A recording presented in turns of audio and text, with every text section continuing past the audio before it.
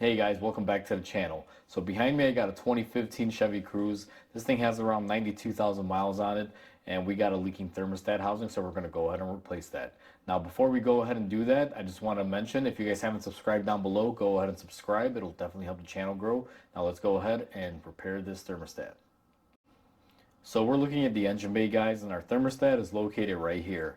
Now this is a 1.4 liter turbo. These are fairly common, and what you're going to want to do is go ahead and remove this snorkel tubing to gain access to it, and you're going to want to loosen up this clamp right here, and then we have one more clamp that's just below here, and you just want to loosen them up. Now just to kind of give you guys a heads up, I did kind of stage the removal of this because I had to remove this previously to gain access to my thermostat when I did the pressure testing on it. So the clamps are already loose. I just kind of put it back to show you guys that you have to take it off. Now once you take this off and get it out of your way, you guys will clearly see, and I don't know how well it's going to be, but I'll zoom you guys in. Right here is our thermostat housing, and that's what we're going to gain access to. So it's not horrible. There's a few things in the way, but it's actually a very easy and straightforward job. Let me go get some tools ready and I'll show you guys how to replace it. So I have you guys zoomed in here. Now our thermostat is right here. To give yourself a little bit better access, what you're going to want to do is remove this vacuum tubing or vacuum line, whatever GM calls this thing. It basically connects to the throttle body. Now what you're going to want to do is you're going to want to push up on the two tabs on the side, and these can be kind of brittle, so you want to be very careful, guys. And one thing I'm also going to do is, you notice the smaller line is attached to it. I'm going to go ahead and unclip it just to kind of not break that little skinny line. And I'm going to go ahead and push down on the tabs, and as I push down, I'm going to go ahead and pull out. Now this one came off pretty easy. Usually they don't. I'm assuming this has been off at some point before, because as you guys saw, that was effortless. Now to zoom you guys in here, just show you what this clip looks like. If you notice right here, you have this tab, you have one on the other side, and you're supposed to basically pinch it together, and when you pinch them together, it'll release the surrounding clip, and that's how you get that off. Now that we got our vacuum line out of the way, what you're going to want to do is come up underneath the wiring connector, pull up on it, and go ahead and remove the connector. This is for the electronic thermostat, guys, that basically controls the sensor on there. So you want to get that wiring out of the way, because we will be replacing this whole piece as one assembly. Now this is the part where you're supposed to drain your coolant. You could do it one of two ways. You can drain it from the radiator petcock, or you can just remove this hose and put a tray underneath. I already have a tray set up underneath it, so what I'm going to do is go ahead and just lift up on this clip.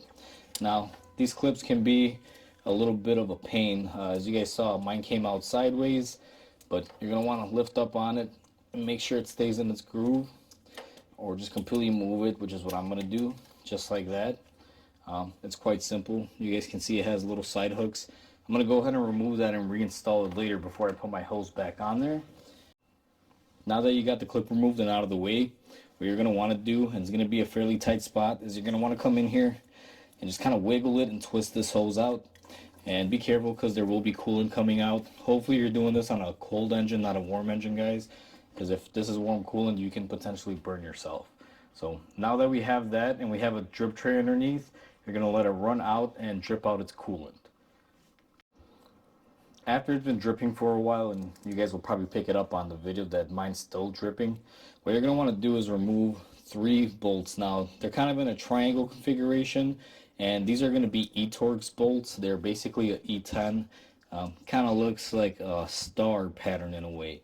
And you're going to want to come up here and you're going to go ahead and remove 3 of them. Now I'm not going to show you guys the removal of the bolts here on camera, but like I said, there's one up here, one on this side, and one on the bottom. Go ahead and get those removed. Alright guys, once you remove your bolts holding your thermostat on here, or your whole housing, be careful, because you will get a lot of coolant coming out of it. Now the thermostat is hanging in there, and you guys will see, if I could get this top hose out of the way here, that there is one more hose right here held on by a clamp. Now somebody has been in here before and replaced this thermostat, I believe, because the normal Chevy ones do not come with an 8mm radiator style clamp there like this one does. They normally have a spring clamp. So what we're going to do is go ahead and get that removed.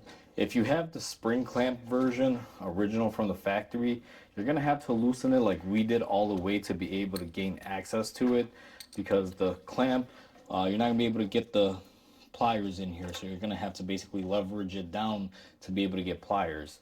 However, since someone's already replaced this before, all we have to do is come in here with the 8mm socket. Let me get the right socket here. I grabbed the wrong one. So it's an 8mm on this one, and again, yours is probably not going to have this, or it may have this. It just really depends.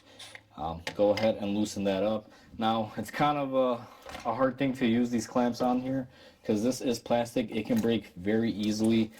So if you do have this style clamp on there, you definitely don't want to over tighten it. What we're going to do is go ahead and pull it out now, just like that. And once you remove that hose, which is right here, you can get your thermostat out.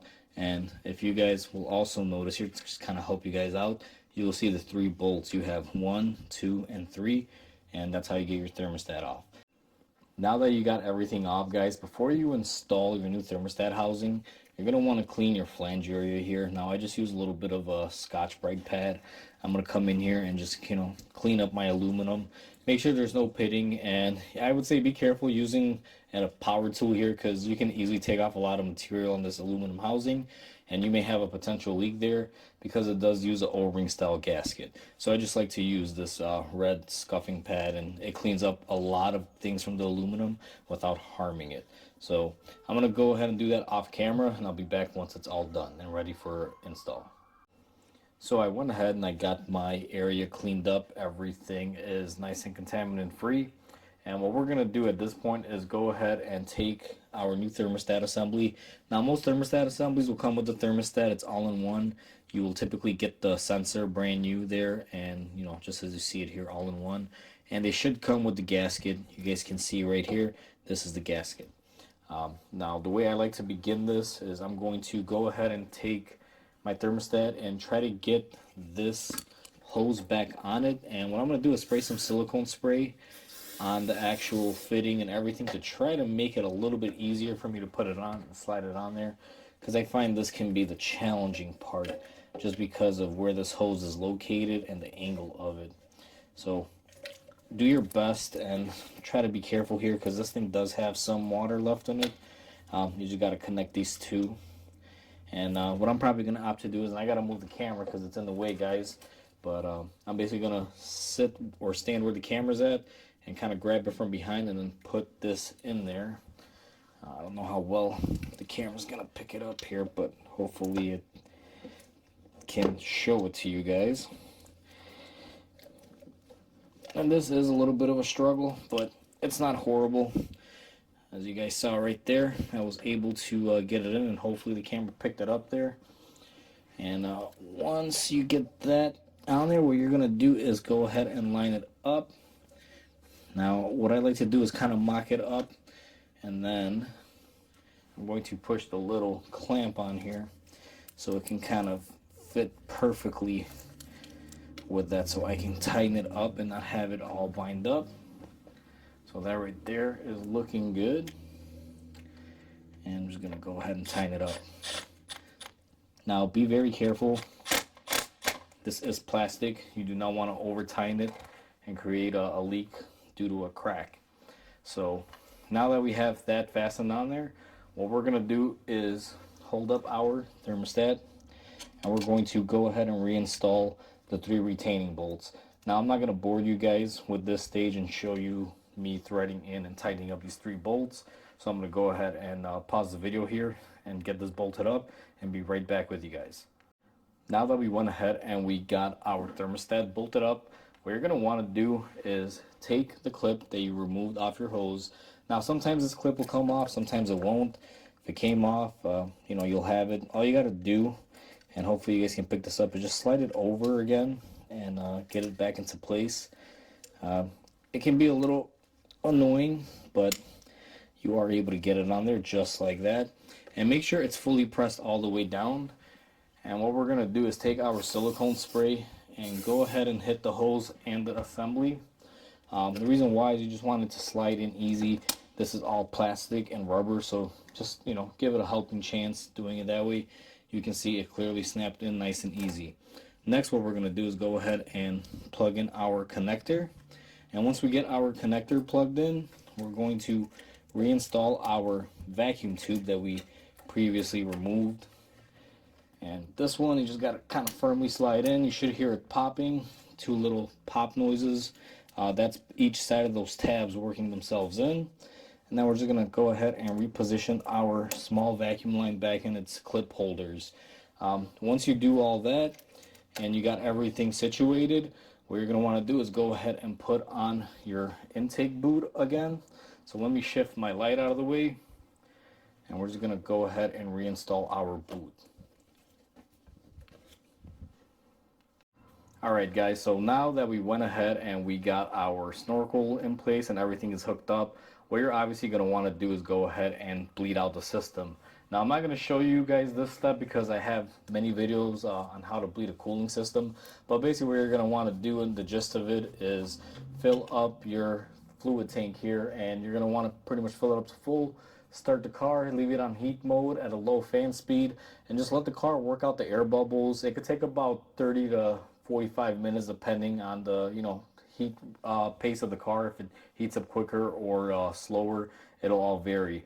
But one thing that you want to do is keep an eye out for any leaks and clean up after you're done working, because antifreeze is not something you want to leave all over the engine.